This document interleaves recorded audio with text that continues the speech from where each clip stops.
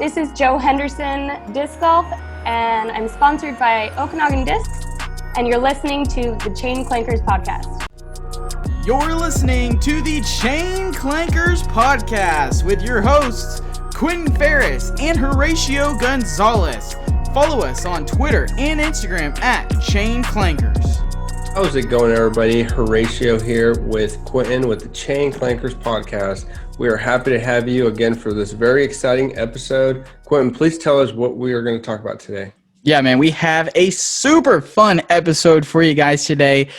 Today, we are going to be talking a lot about leagues and like making them successful, but also we're talking to someone who's extremely successful. Jo Henderson is somebody who has turned a city with no disc golf courses in it to a thriving disc golf community, and she has created a very successful women's league, which I just hearing that story and hearing how many people showed up on their first day and where it is now, you're going to be shocked and just amazed at what all has gone into it. And she's going to teach you how to make a successful league night, and she's going to show you some tips and advice for making it great, as well as maybe some pitfalls and things to avoid. So super fun episode. We also talk about this thing that she's doing on Instagram, Joe Back Thursday, and kind of how she's worked with Joe Mess Pro in the past and potentially the future as well, and their continued partnership with that, and just kind of talking about how to talk to those big dogs and, you know,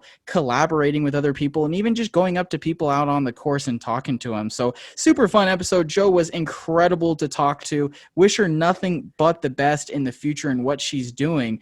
But make sure you guys hit the like button on YouTube if you enjoy this video. If you enjoy the things that Jo is saying, leave us a rating and review over on Apple Podcasts. We look forward to hearing that feedback and definitely appreciate everyone who is tapping in every single week. But without further ado, let's go ahead and let's bring Jo on. Jo, welcome on to the podcast. Super excited to be talking to you. I know there's just a fountain of information on the other side of the camera right now. I'm super excited to talk to you. How are we doing today? Doing great. Thank you so much for having me. Can't wait to chat with you guys. Yeah, definitely. I just want to say, I think I put this question out on our Instagram a week ago or so, and we're like, hey, who are some people that you guys know in your community, in your towns that would be cool to talk to? And someone reached out from your town and we're like, hey, you guys should talk to her. She's really cool. She's done some stuff here. So shout out to them for doing that. That's awesome. Thank you to whoever you are. That's amazing. Thank you. What town are you repping right now? I'm actually living in Edmonton, Alberta, Canada. So we play disc golf quite primarily actually in the snow, which is pretty fun. But yeah, it's awesome. We have like 2 seasons. We have snow disc golf and we have summer disc golf. It's great. Which one do you prefer?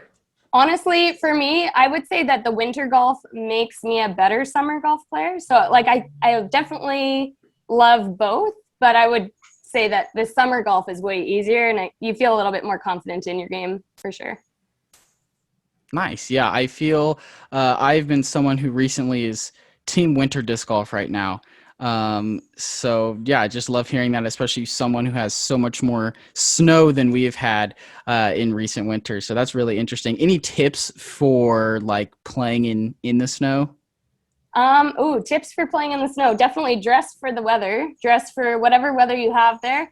And maybe just like recognize that the snow could have like frozen and melted a couple times. So it might be like super icy. And your disc might skip a ton. So heads up on that. Yeah, I've definitely played some rounds in the snow where I've spent like 20, 30 minutes looking for a disc because they'll literally just fly straight into the snow and you have no idea where they, if you don't watch them. Totally. Yeah. We use ribbons sometimes and that helps too. Just having a little ribbon on your disc. And then sometimes that ribbon just sticks out of the snow and you can easily find your disc a little bit better. Yeah. Nice. Sweet. Well, Jo, let's take things all the way back. How long have you been playing disc golf? Okay, whoa, let's take it all the way back. I have been playing disc golf or like introduced to this sport, I would say maybe, back in 2010, probably around 2010 or 2011. And primarily my brothers got me into the game and I just started playing just to spend more time with them and spend more time with my family that plays. And so was that just like kind of in your town? Did you start going out to league nights, or how did that go? Mostly, actually, it went on just like we didn't have a course in my city. I lived in Salmon Arm, British Columbia, in Canada, and we didn't have a disc golf course in my city. So we would go to Kamloops, BC, or Kelowna, BC, and play there. But eventually, my brothers got so addicted, and my family got so addicted that we actually ended up making a course right at our cabin. So, Wow. yeah. How big was the course? 18 holes, yeah. So it's still there. It's Wow. Oh, still wow. standing, constantly changing, moving holes around. My brother Andy Henderson is like the main craftsmanship of all of that. So yeah, shout out to him because he did an amazing job on it. What do you think it is? I mean, personally for you or for your family, about disc golf that is like so addicting? I'll think about this a lot when I'm out on the course by myself, like on those 100-degree days. Like, why am I out here? But I don't care because I'm just like so hooked. What was it for you guys?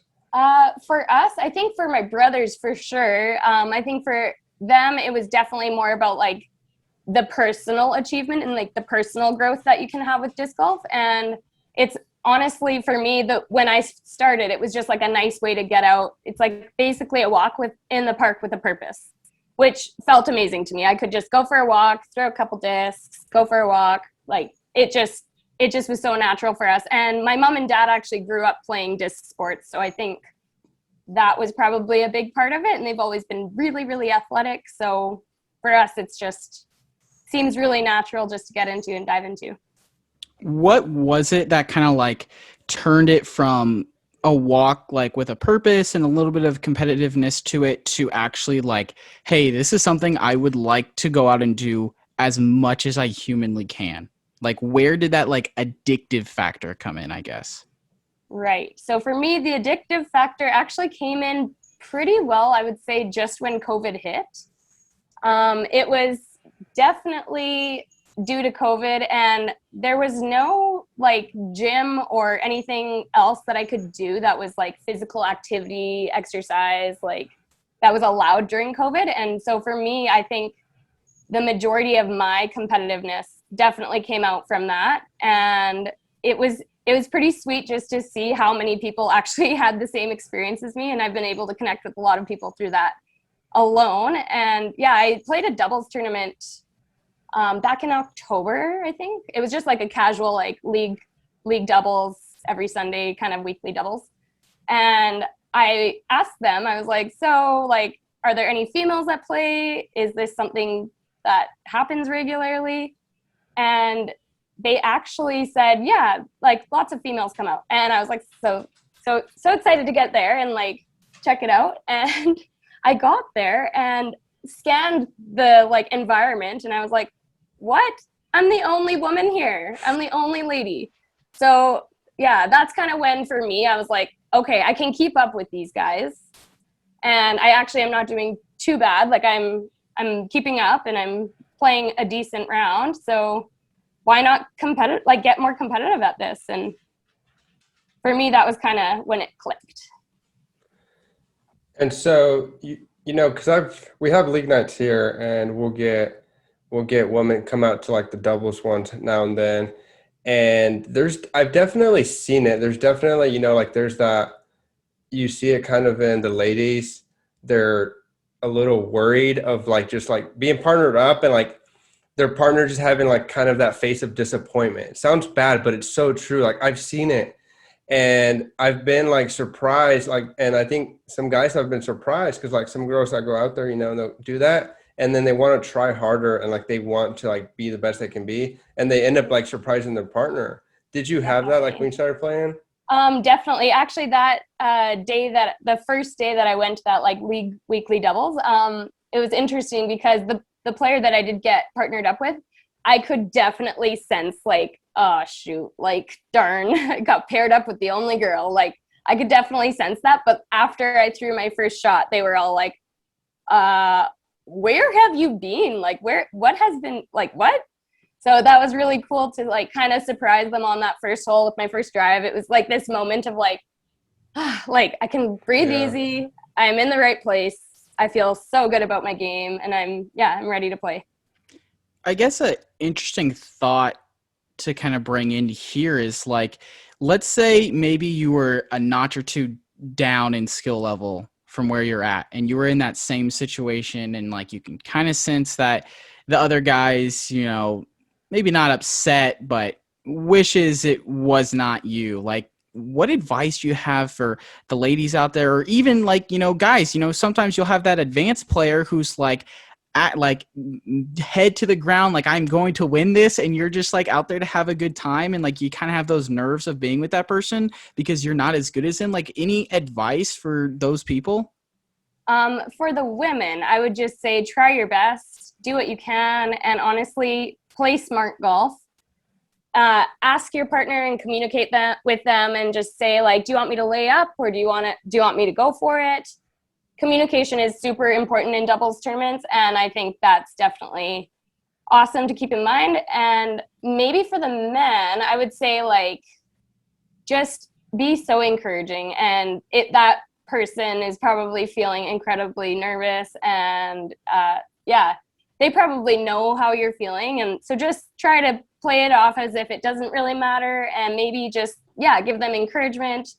And like I said, like communicate, get to know them, get to know how their game works, how they've been playing, and make it more about like the relationship versus like the game, as hard as that is.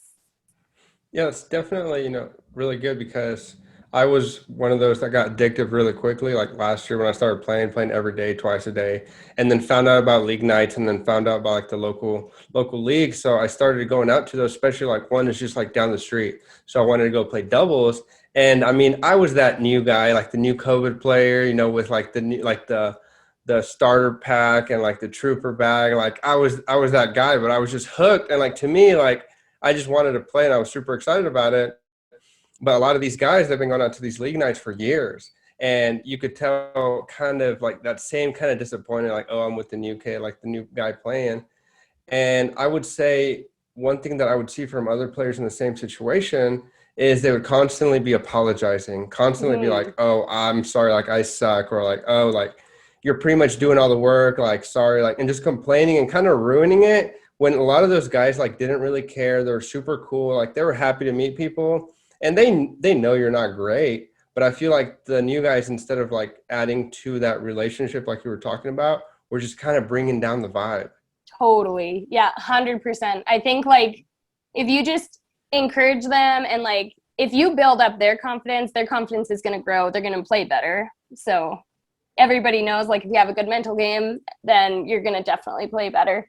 And if you have that negative self-talk, like tell that person just to stop, and like we're just here for fun, like chill, like it's all good.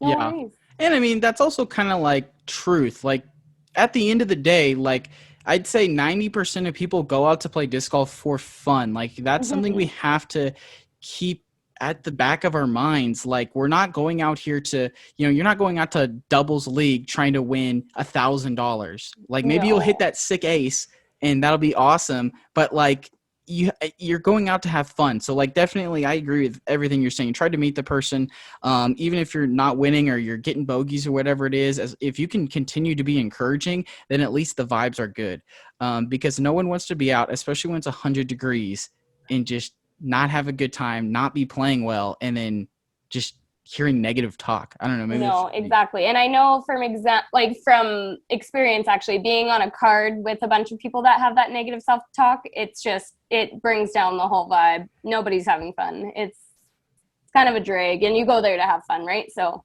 definitely. Yeah. So let's continue on this journey, So you continued playing league nights, continued playing doubles, maybe some tournaments here and there. Yeah, I actually entered a tournament in Sylvan Lake.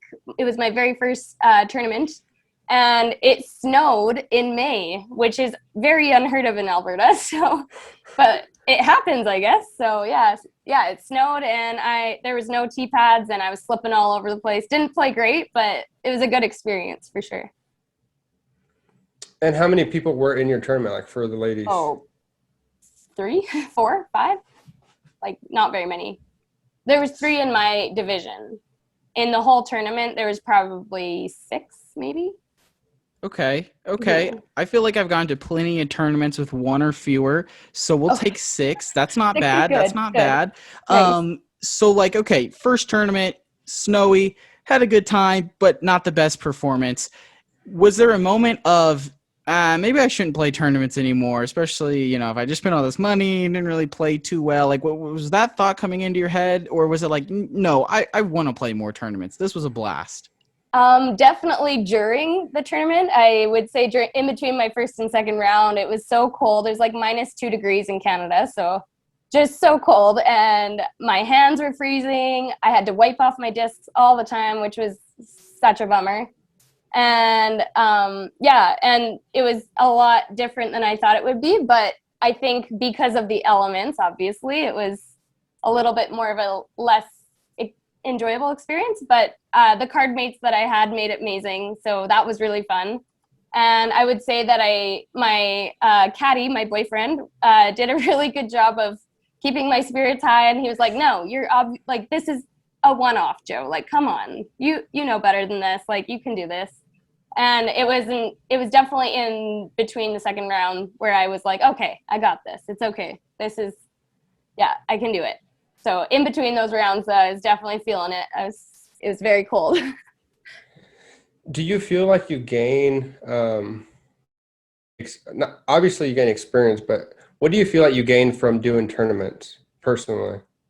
Personally, I would say the mental game for sure is something I've realized for myself that I definitely want to work on more. And definitely I am like that experience for sure. Like once I stopped caring about my score, I realized like, wow, I'm playing a lot better, and I'm not so concerned about what I'm getting or how I'm playing or the fact that I'm slipping all over the tee pad or whatever that, yeah, all of those other things that I can't really control.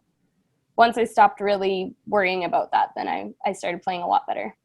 Yeah, that's facts right there. Worrying about your score and I'm not saying having a goal is bad, but when your only goal is to hit a certain score, I think that's when negative things happen, more mistakes are made. A personal quick story for me is that recently I went out to a course that during league night, I took home first, shot 6 down, and then Nice. I was -3 through 5 the next time I went Wow. out there. And so I was like, oh, dude, I'm easily soaring past -6 this time.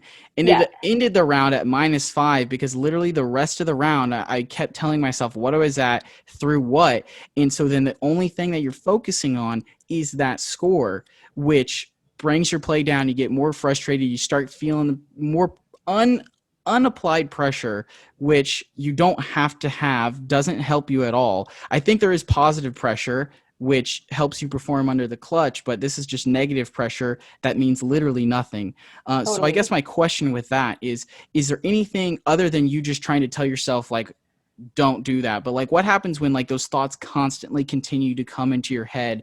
Do you just try your best to think about literally anything else, or what are you telling yourself? Honestly, if I have awesome card mates like I did on that tournament, a lot of times I just try to like have fun, joke, and just try to keep it as light as possible.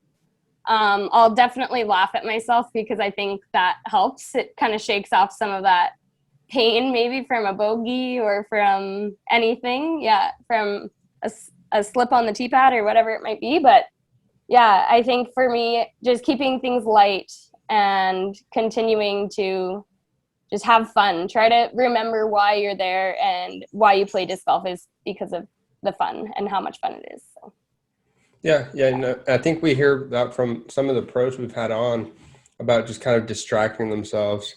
They'll have a buddy caddy for them or someone, that they know is going to keep it light. But let's continue talking about league nights kind of. And from what I hear is you started one on your own. So tell us how this developed. Like, did you just get tired of not seeing other ladies out at doubles, or how did that come about? yeah, I actually remember calling all of my family and my boyfriend the night after league doubles. And I was like, can you believe it? I was the only girl there. And I was just yeah, I was like, this is crazy. There has to be more women in Edmonton that want to play disc golf. So what I did was I immediately said, like, regardless of if I'm going to have a league to help me back it up, I'm going to make a women's league. Like, this has to happen. And gratefully and thankfully, I'm so happy that Edmonton Disc Golf Association partnered with me on making the league. So that was super amazing. And I was so grateful for that as well.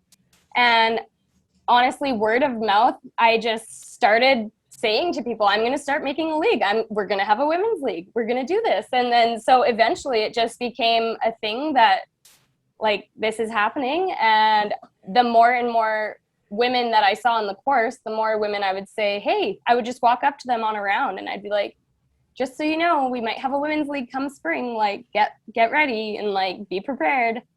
And it was definitely really cool to see Edmonton Disc Golf Association and I partner together and create this women's league that we didn't know Edmonton needed until that one day that I went.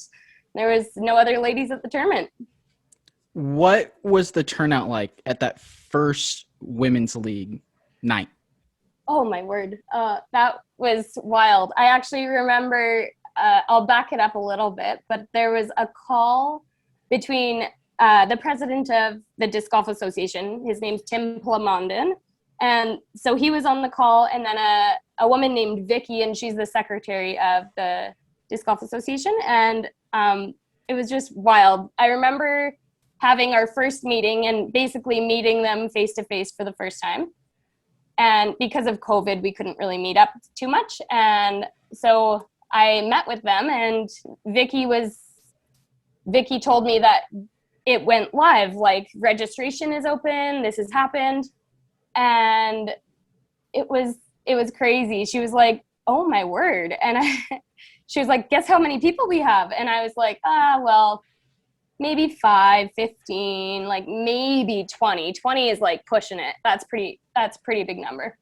And so I was kind of like, maybe 15, like 10, 15. And she was like, no, we have 52 women that have signed up. So yeah, it was wild. So our first league night actually was a meet and greet, and it was kind of like a meet and greet, but it was also like, if you don't know anything about disc golf, we're going to open up like a little clinic and give you a little heads up on what you're signing up for, basically. So we had like a putting clinic, we had a driving backhand clinic, we had like a forehand clinic, and then we had like a rules and like maybe stuff you should know about disc golf, like how the disc flight patterns work and all of that kind of good stuff that maybe you don't know as a beginner.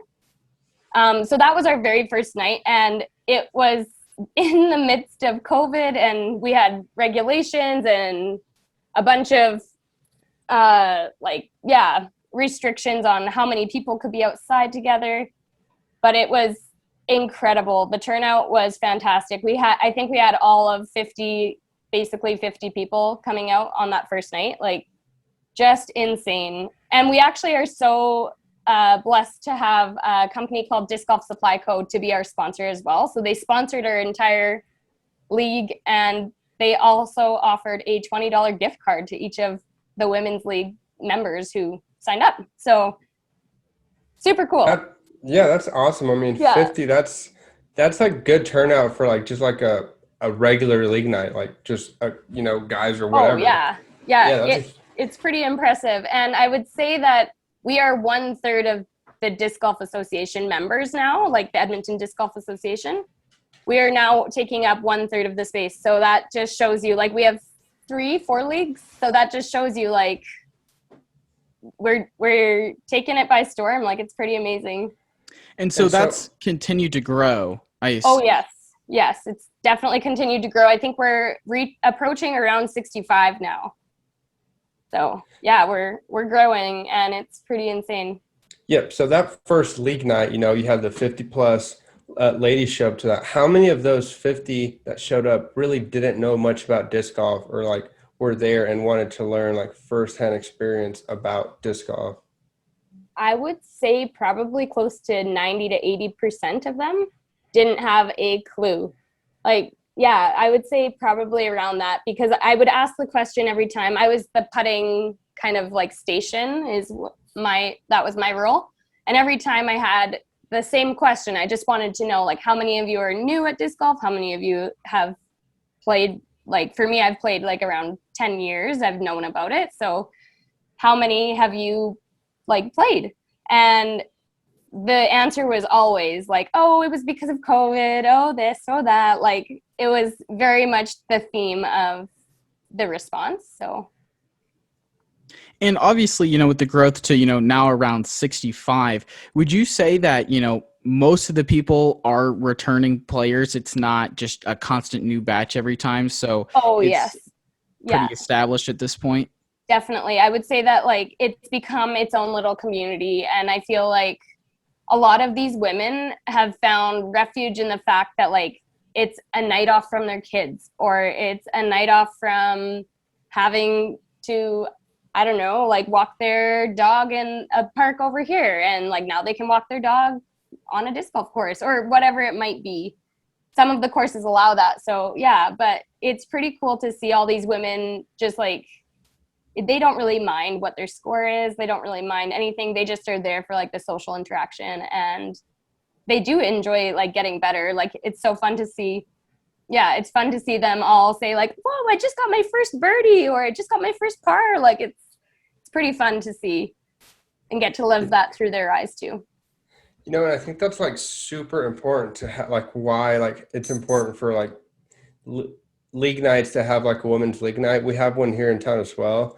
And I think it's huge just for that comfort zone, that comfort level, just from like personal experience, like with my wife or like with other ladies that I've played with, and just like their level, there's like an intimidation factor.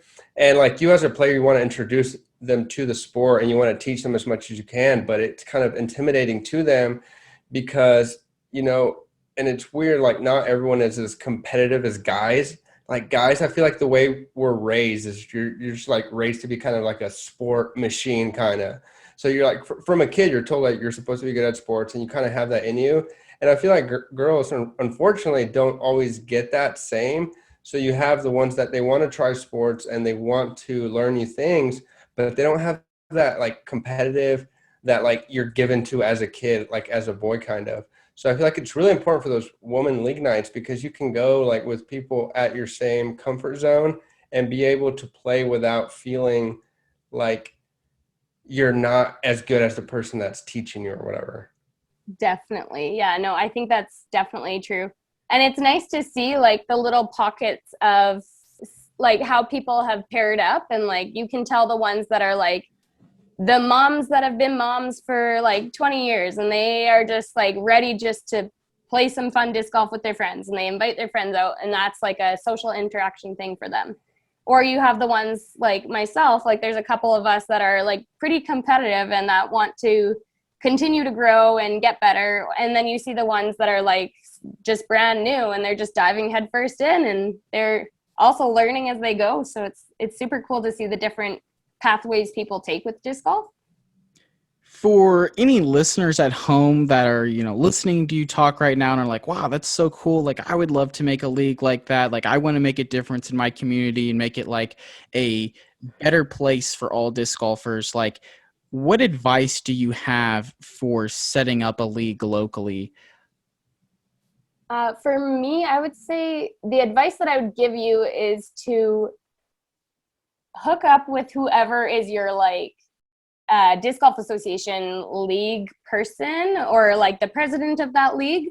And I would just say, yeah, just ask them and plead and beg and do all of the things. And if that doesn't work, honestly, I would say if you build it, they will grow, like it will grow. And right now, COVID's just been an awesome example of how disc golf has grown, and it's only getting better and bigger. And the more people that I'm seeing out on the course, it's crazy. It's just, I'm assuming it's the same in all over the world because the numbers have just risen so much for disc golfers. But I would just say, yeah, connect up with whoever is your league person.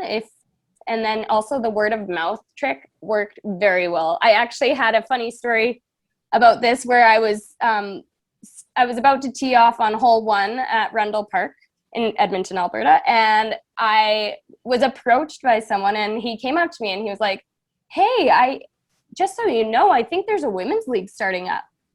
And I was like, "Okay, like, sweet, like that's cool." And I was kind of like hesitant to say any more because I was like, "Is there another women's league? Like, am I not aware of something?" And then he was like, "Yeah, I'm pretty sure it's this girl with like 2 first names, and my full name is Joanne." So he was like, "I'm pretty sure it's this girl who has like 2 first names." And I was like, "I'm pretty sure that's me." And he was like, "Oh, whoa, cool. Like, I've been telling everybody about your league, so sweet. Like, that's awesome." And so that was actually a pretty weird thing for me where I was like, whoa, like other people are doing the work for me. So like, yeah, just tell other people in your community and get them to start spreading the word too. Yeah, that's one weird thing about like disc golfers. It's like it's like not quite a cult, but you love sharing like the word about it. And you like Totally. as many people as you can get involved and like introduced to it, like the better you feel about it for some reason. Like we all have like the same agenda of like introduce as many people to it as possible. Yeah, I think like the PDGA says it the best when they just say like grow the sport, and that's exactly what each disc golfer is trying to do, right? Like we're all just trying to grow the sport and make it accessible for anyone and everyone.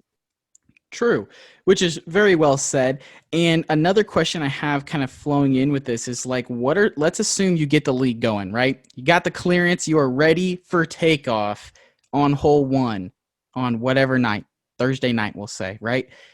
What are some tips for a successful league? Like now that you're here, you've started it, how do you continue to make it a success, have fun, continue to get people to come in? Like, I feel like that's a big part of the challenge that maybe you'd have some awesome insight to. Definitely. I would say to create some sort of social media or like text message group or some sort of group where you can connect with others, not just on league night, but you can connect with them like throughout the week and make it more of a community thing. And that way you can, if you find people that you're connected to in the league, you'll return and you'll want to keep going back. So I would say that's a big one. And that's something we did right off the bat and definitely helped out. Then like if someone wants to have a round with someone, then they're able to like message them or just even message the group and be like, "Hey, I'm about to go to Rundle or I'm about to go to this course. Like, would anyone be up for a round?" And then you get the messages flowing in, and it's cool to see like people partnering up and playing. And another big one for us was having scorecards on UDisc, actually. That was a big one to keep score and make it like we can have a leaderboard and all of that stuff. Like it makes it kind of more fun and more interactive for people. And definitely another one that we've been doing is like having like lots of prizes, having incentives for people to come out. We have a raffle for our disc golf league. And basically it's just if you show up, you get entered into the raffle. So you don't have to, it's not about score. It's not about winning. It's not about anything like that. It's like basically all you have to do is be present. Come, play around, and you're entered in to win like some pretty sweet prizes. Like I think we have a basket as one of our prizes. We have some sweet discs. Like we have lots and lots of discs. We have some bags. We have some, yeah, just like pretty cool incentives for people just to keep coming out and keep trying. And I think it helps a lot to have something partway through. Yeah, for sure. And just real quick, was there a reason why you needed like clearance or approval to start the league night? Or like what makes it a sanctioned league night, I guess, is the question. What makes it a sanctioned league night? What, For on UDisc, you mean?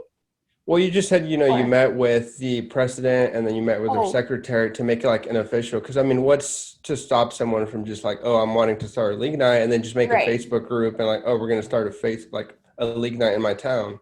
Right. For me, it wasn't so much about like I couldn't do that. It was more so I wanted the support of the league members who have already like they've already been established for about 20 years. So I'm like, I may as well try and see if they have any supportive ideas or like because I would be just left on my own if I had just started it on my own.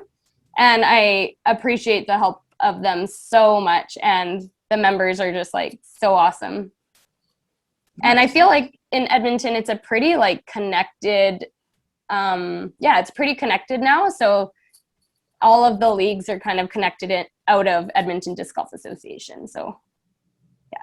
So I guess another question I have on this topic is there anything to avoid for your league? Like, you're the guy or gal who runs the league. Like, is there anything to avoid or maybe some pitfalls? That's a good question. I would say anything to avoid. I would say avoid making it too competitive.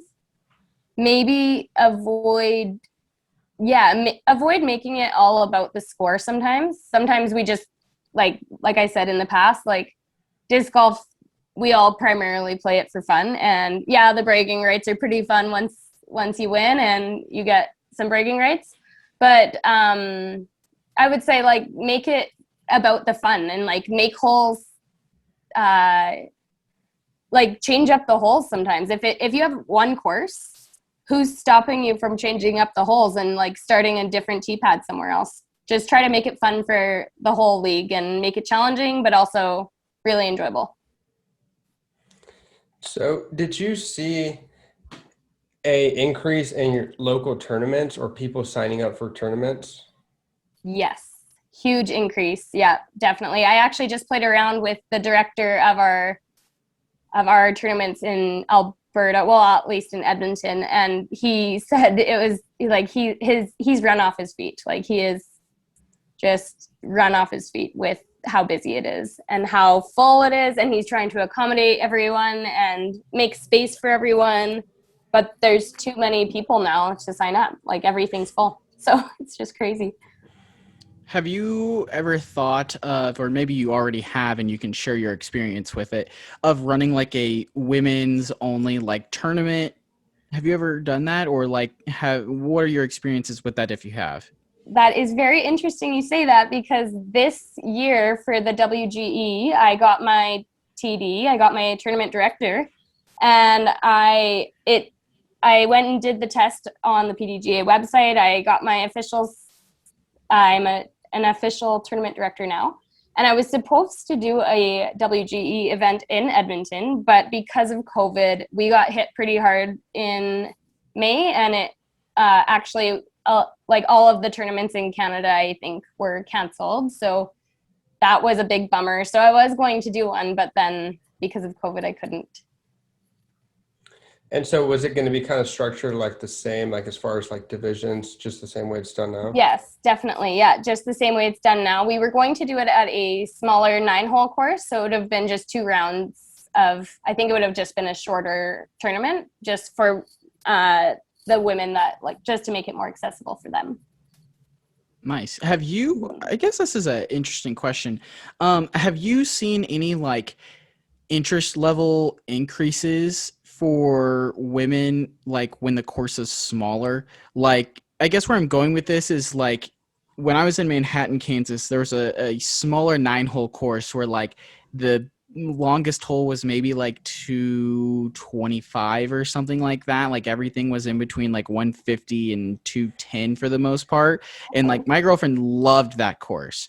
And I liked it very much as well. Like, have you seen any kind of like trend in that, like maybe smaller courses women have enjoyed more, like want to play more, or any benefits to that?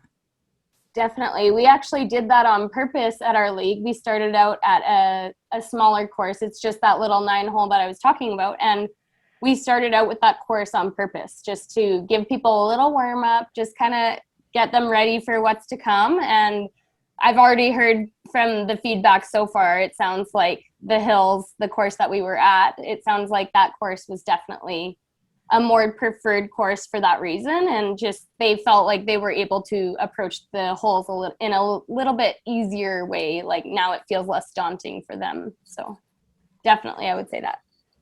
Yeah, it's definitely more encouraging when, courses are a bit easier, or like for any new player, the distances, it's, even though it's fun, like that's one thing about disc golf is, and why it's addictive, because it's easier to pick up than other things. But when you can't make a par like at a course, like that's not fun for anybody, like no matter who No, you are.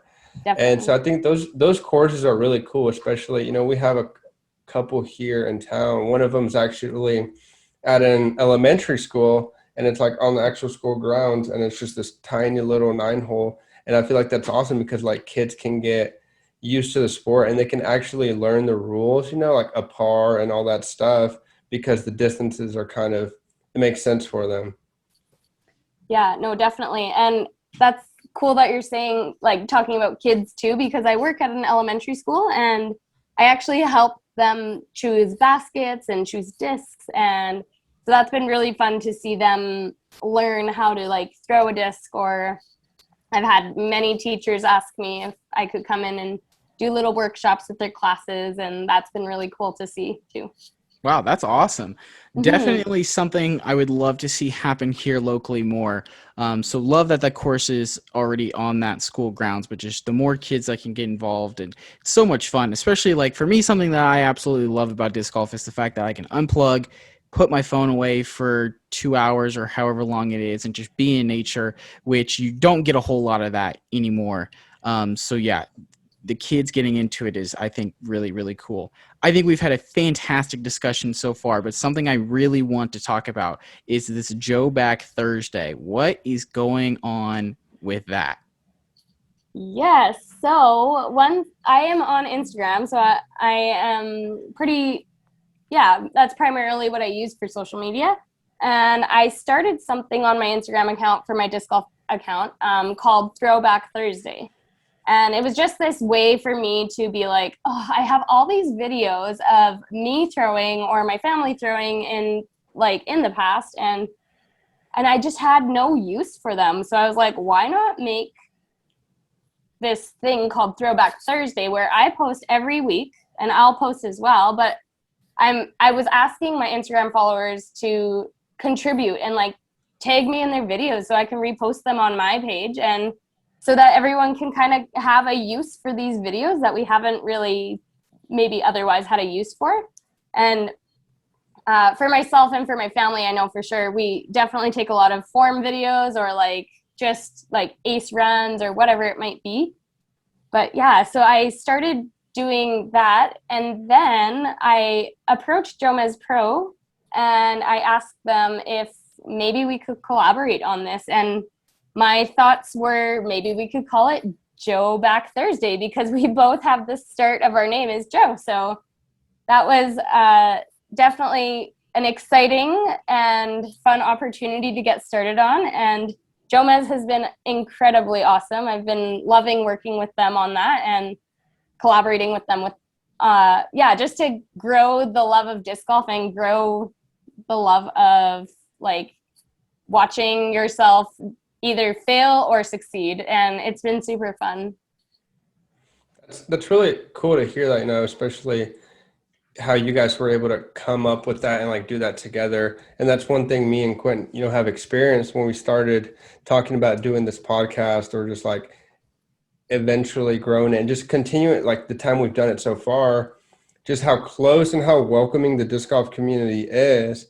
And like a lot of the pros, we were nervous, maybe not being able to get people to come on the show or all that, but it's been so good. Like everyone's been so nice to us. Like we'll reach out and people are pretty welcoming. That they come chat with us, and I feel like hopefully the disc golf community can stay that way. Even though if it continues to grow, people can keep that positive attitude about just like helping each other out. Definitely. I totally agree. And they were so receptive. And my main mission is to grow women's disc golf. Like that's what I want to do. And that's my main mission. But this Joe Back Thursday thing kind of incorporates, like, I have a lot of women followers. So it helps in that sense too. And I was like, yeah, maybe we could grow women's disc golf through this. And like, if I just send you videos of me asking about Joe back Thursday, like maybe we can grow women's disc golf together. And they loved it. So yeah, super grateful for that. That's awesome. And if you're a new listener on this podcast and you'd love to hear more interviews like this with very talented women in the game, just scroll a little bit. We've got episodes with Haley King, Vanessa Van Dyken, and many more. So definitely check them out. Ton of things to learn, and they were just incredible to talk to. My next question here for you, Joe, is like, what kind of tips do you have for like collabing or like approaching like the big dogs in the sport? Because Joe Mez Pro is arguably the biggest dog, the alpha in the disc golf community. Any Yes. tips for anyone trying to like, even like, let's say it's, you know, a local player who wants to talk to you, you know, anything, Right. or, you know, talking to brands or whatever, you know, any tips for someone to try to collab with someone else or just approaching people? Definitely. Yeah. I have some good tips that I've actually learned through my boyfriend. He's a photographer and he works with a lot of brands. So um, definitely learned a lot from him. And I would say the main tip is just to keep it professional and don't slide into people's DMs. That's probably maybe not the best.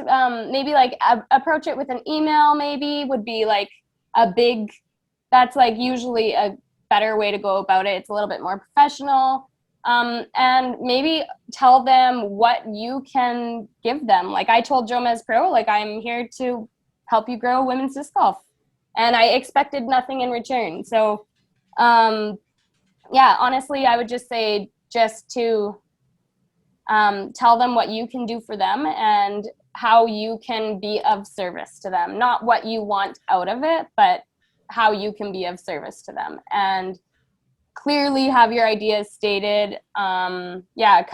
Be creative, come up with a lot of good ideas and probably unique ideas too, is things that haven't been done before. I know that is like a lot of people want new and exciting ideas. So that would probably be a big one too. Cool, perfect. You know, I think there's a lot, you know, we've talked about, and I feel like we could continue talking about growing the sport, especially women's. Thank you so much for what you're doing. But I think if you guys are ready, I think we're ready to get into our ace round. Oh, yes, I am. For sure. I'm definitely ready. Horatio, start us off with question 1 today. If you're excited for the ace round, make sure you hit that thumbs up button if you're listening on YouTube. And Horatio, can you also give, for those new listeners who hopefully just learned a ton about women in disc golf and, you know, league nights and things like that, could you explain what the ace round is? Yep. So these are just the same 5 questions we ask every single person that comes on. They're kind of questions, you know, to get a quick tip or two from the pros or from whoever we have on, and just people to compare and look back at the same questions and see what they can take away.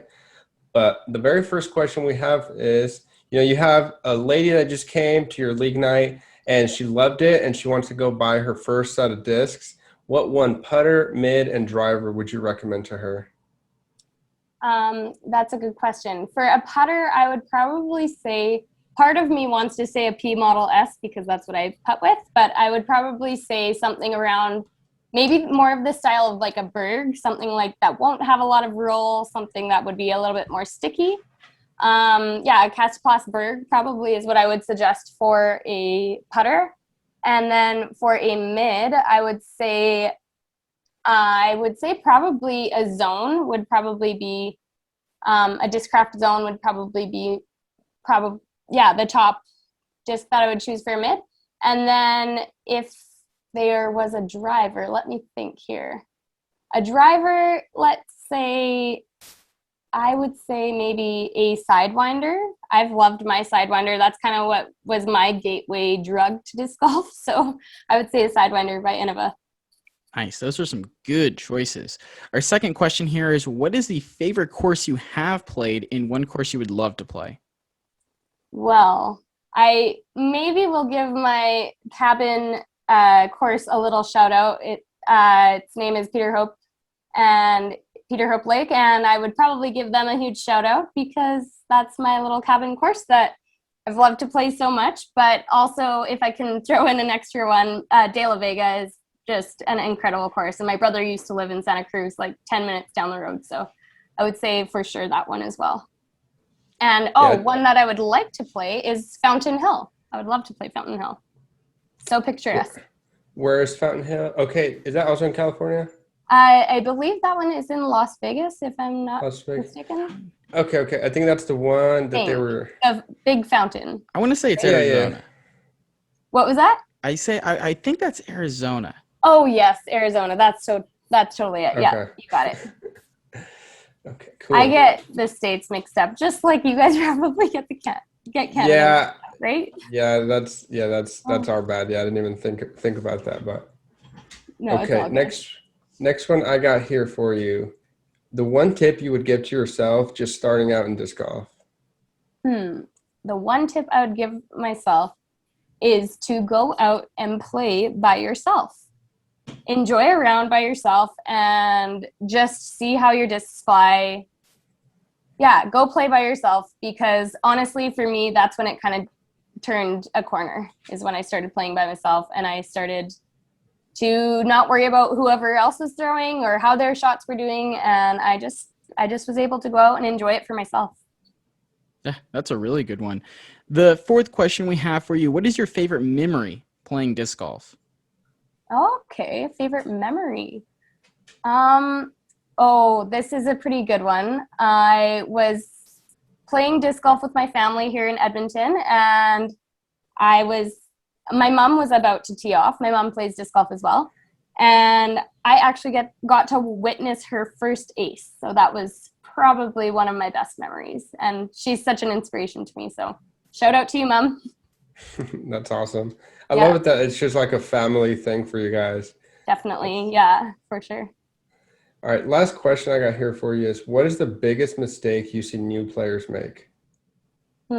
Biggest mistake is maybe not understanding the flight patterns of your disc, or I would say that one, or maybe even not using the tee pad correctly.